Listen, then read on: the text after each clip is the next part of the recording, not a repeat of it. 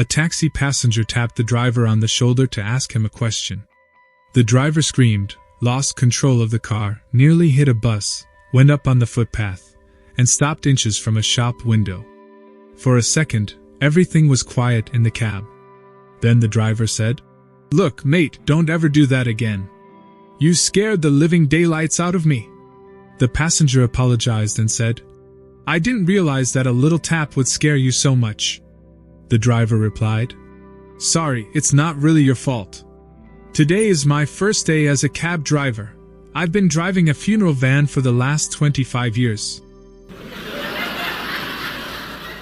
A man walks out to the street and catches a taxi just going by. He gets into the taxi, and the cabbie says, "Perfect timing. You're just like Frank." Passenger, who? Cabbie, Frank Feldman. He's a guy who did everything right all the time. Passenger, there are always a few clouds over everybody. Cabbie, not Frank Feldman. He was a terrific athlete. He could have won the Grand Slam at tennis. He could golf with the pros. He sang like an opera baritone and danced like a Broadway star, and you should have heard him play the piano. He was an amazing guy. Passenger, sounds like he was really something special. Cabbie, there's more. He had a memory like a computer. He remembered everybody's birthday. He knew all about wine, which foods to order and which fork to eat them with. He could fix anything. Not like me. I change a fuse, and the whole street blacks out. But Frank Feldman could do everything right every single time. Passenger, wow, what a guy. Cabbie, he always knew the quickest way to go in traffic and avoid traffic jams. Not like me, I always seem to get stuck in them. But Frank, he never made a mistake, and he really knew how to treat a woman and make her feel good. He would never answer her back even if she was in the wrong, and his clothing was always immaculate, shoes highly polished too. He was the perfect man. He never made a mistake. No one could ever measure up to Frank Feldman. Passenger, how did you meet him? Cabbie, I never actually met Frank. He died and I married his wife. I got cut off by a taxi driver last week. I was walking through town today, and I saw him at the back of the queue at the taxi rank. I got in the first taxi in the queue and said, "How much to the station?" $5, said the driver. "And how much for I asked him. "That's disgusting," he said. "Get out of my cab." I got in the second taxi and said, "How much to the station?" $5, said the driver. "And how much for a I asked him. "I'm not having any of that," he said. "Get out of my cab."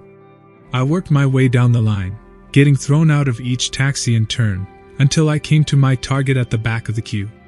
"How much to the station?" $5, said the driver. "Okay," I said. "Let's go." As we pulled out and overtook the other taxis, I wound the window down and gave all the other drivers a thumbs up with a big grin on my face. Sophie asks a taxi driver, "How much does it cost to take me to the airport?" $250. "What if we take my husband too?" Same $250. Sophie turns to her husband. "Haven't I told you, you are actually worthless?" Taxi driver. A grade 2 kid was coming from school. He entered the taxi, and he started singing, "If my father was a king, my mother will be a queen, and I'll be a prince." The taxi driver silenced the kid, but the kid continued, "If my father was the president, my mother will be the first lady, and I'll be the first son." Then with anger the taxi driver asked the kid, "What if your father was a robber? What will your mother be, and what will you be?" And the boy said, "If my father was a robber, my mother will be a homekeeper, and I'll be a taxi driver." An engineer, a physicist, a mathematician, and a philosopher are at a coffee house. The physicist says, "You know, engineering is just applied physics," and they all laugh. The mathematician says, "You know, physics is just applied math," and they all laugh again.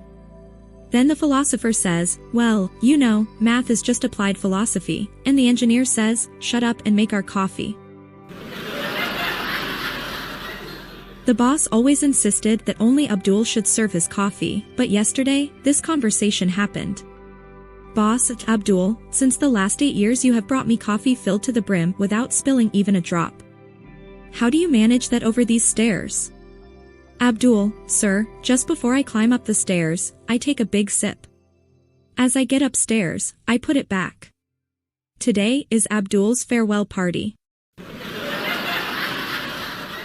Four buddies caught up for coffee many years after high school, each bragging to the other how successful and wealthy they become.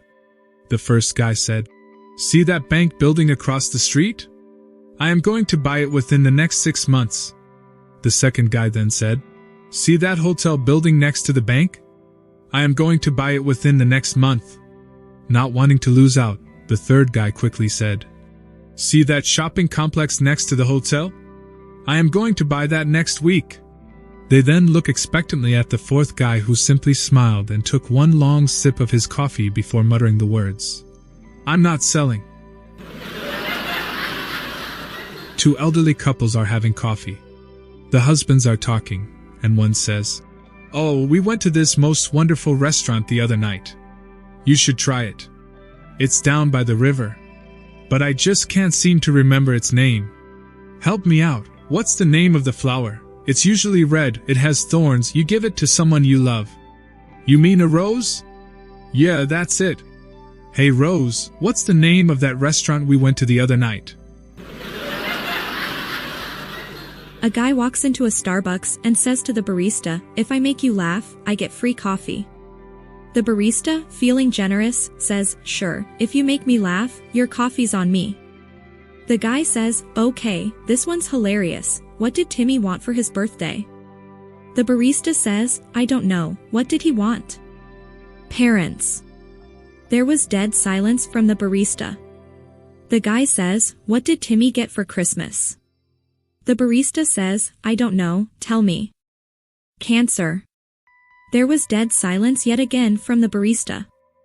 "Okay, fine, I guess we have different tastes, I'll pay for the coffee myself," the guy said. "Sure thing, may I take your order and your name?"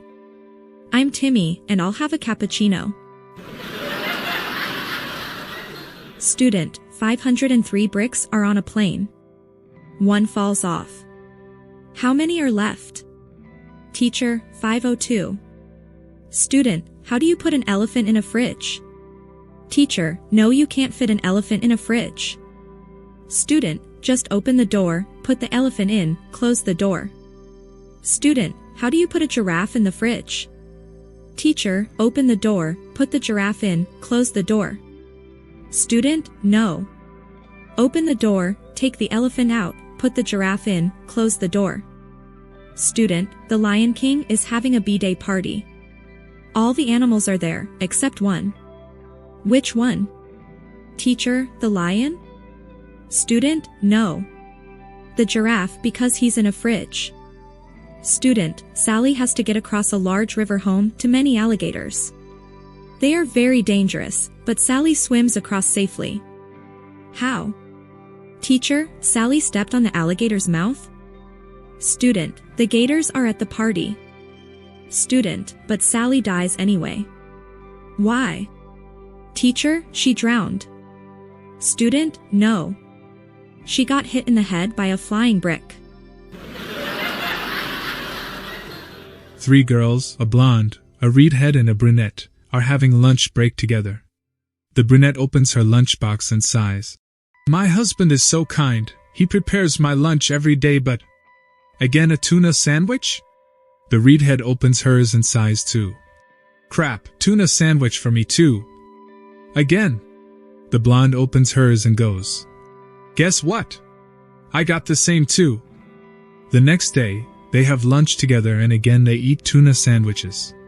And the next day again, and again, till when the brunette girl can't take it anymore and says, "That's it. If I have to eat a tuna sandwich one more time, I swear I throw myself out of the window." The other two agree. She opens the lunchbox, finds a tuna sandwich and jumps off to her death. The redhead opens hers, finds a tuna sandwich and throws herself off. The blonde opens hers, finds a tuna sandwich as well, and off she goes. The next day, the three husbands are at the funeral of the three girls, shocked and desperate. The brunette's husband says, "She could have told me she was sick of tuna sandwiches. How could I have expected?" The redhead's husband too goes, "Though she loved tuna, why couldn't she just ask for another lunch?" The blonde's husband is shocked. In disbelief he mumbles, "I just don't understand. She prepared her own meals." Hey there. I put a lot of effort into making these videos, so please subscribe for more jokes and stay happy. Thank you.